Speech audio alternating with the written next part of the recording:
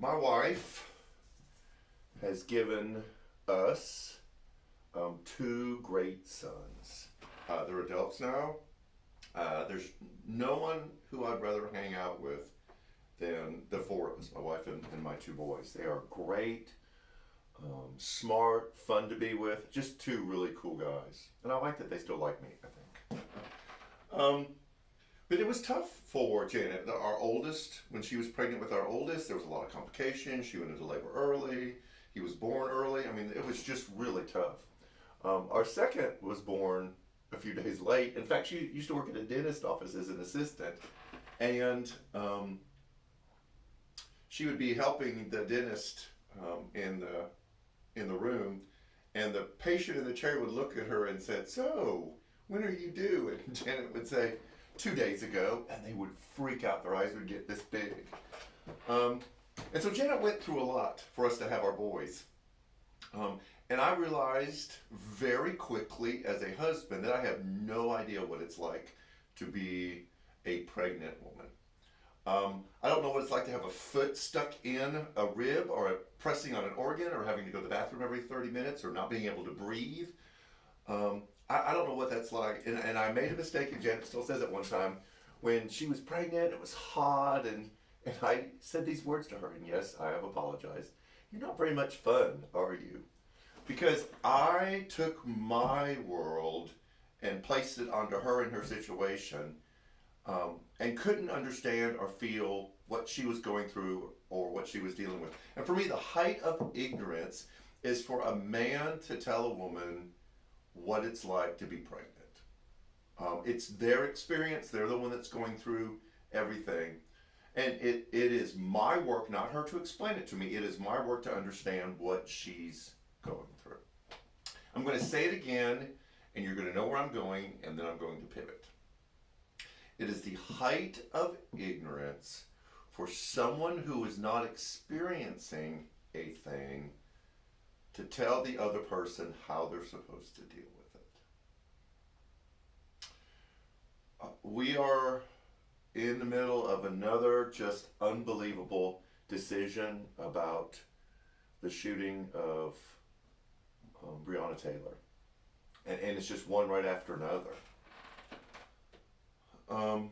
And this isn't about your stance. This isn't about your position. This isn't about holding the right beliefs or the right thoughts. It doesn't matter if you're Black Lives Matter or you belong to Blue Lives Matter. This isn't about positions or issues. This is about how you see people who are experiencing things that you have never had to deal with. I posted on my Facebook today Exodus 3, where God appears to Moses and says, "I have heard the cries of my people. I am selecting you to come and rescue them, to do the work of freeing people from their oppression." I'm sure Moses was terrified. That's why he was hiding, is because he knew he had this thing inside of him that saw injustice and wanted to do something about it, but he knew what it would cost to do that. And I think that's why a lot of us are silent. Or we stand on issues. We make sure that we have the right position because we don't want to do the hard work of caring for people who aren't us. But that is what the church is called to do. And I'll be real honest with you. As a white man, it feels very hypocritical for me to talk about what needs to happen to help the Black community in our city and in our nation. I don't know what it's like to be Black. I don't know what it is to experience what they're experiencing. I don't know the pain. I don't know the heartache. I don't know the anguish. But I do get frustrated with the fact that this turns into a debate about issues and we don't care about people. If God told Moses, "I have heard the cries of my people being oppressed," then it's not about the right stand. It's not about the right position. It's not about holding on to this belief that you have. It's about hearing the cries of our people. And I know that if I don't hear the cries, then I am neglecting a call that God is placing on all of our lives. And so, as a person, as a church, It's not going to be about having the right beliefs about the right things. It's not about having this list of this is all the things that Christians believe. So do you say yes to all of them? Nowhere in Scripture do we see that following Christ is an assent to a set of presuppositions, to agreeing to a set of beliefs. Following Christ is hearing the cries of our people. And so I'm going to continue to push to see what that looks like for me. I'm not going to allow myself to slide into the arrogance of telling people who aren't me, who experience things different than me, this is how you should do it. No more than I would tell my wife, this is how you should be pregnant. And so for those of us who are white, and I'm just going to call it out, we need to sit down with people who aren't like us, who are experiencing the world differently than us, and have the courage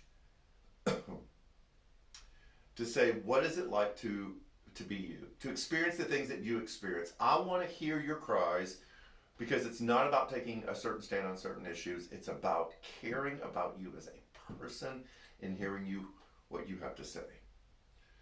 That is what I'm going to continue to wrestle with. That's one of the things I'm going to continue our church to wrestle with. And I think God showed us from the very beginning that our hearts need to be broken by the things that break his heart. And it's hearing the cries of our people. So, as we move forward, we're going to hear the cries of the people and remember Breonna Taylor.